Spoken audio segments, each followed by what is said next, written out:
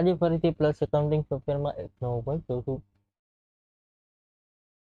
આજનો આપણો પોઈન્ટ છે કે મ્યુચ્યુઅલ ફંડ સેલ કરેલા છે તો એને પ્લસ એકાઉન્ટિંગ સોફ્ટવેરમાં કઈ રીતે એન્ટ્રી કરવી અથવા તો એની એન્ટ્રી કઈ રીતે કરવી.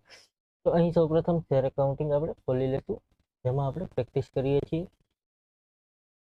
હવે ફ્રેન્ડ્સ ટ્રાન્ઝેક્શનમાં જશું, અહીં સેલ એન્ટ્રીમાં, અહીં ફ્રેન્ડ્સ ઇન્વોઇસમાં જશું. અહીં ફ્રેન્ડ્સ મ્યુચ્યુઅલ ફંડ આપણે ખરીદી કરેલી છે 1/12. હવે એને આપણે 1/1 વેચી દેશું. તો અહીં સૌપ્રથમ ન્યૂ કરીશું અથવા તેની શોર્ટકટ કઈ છે ઇન્સર્ટ. એન્ટર આપીશું. અહીં ફ્રેન્ડ્સ તમારો જે બ્રોકર હોય એ બ્રોકર નામ રાખવાનું રહેશે.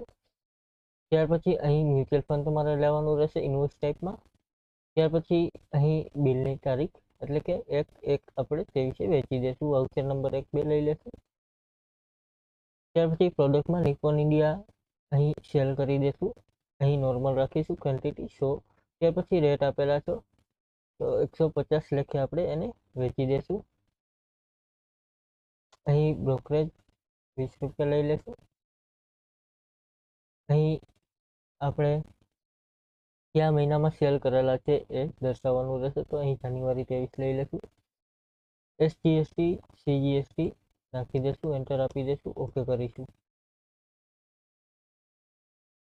અહીં ટેબ આપીને ફ્રેન્ડ ટેબ ડ્યુટી કે એકાંત જે લાગતું હોય એ તમારે એડ કરી દેવાનું રહેશે. એન્ટર આપીને બિલ આપણું સેવ કરી દેવાનું રહેશે.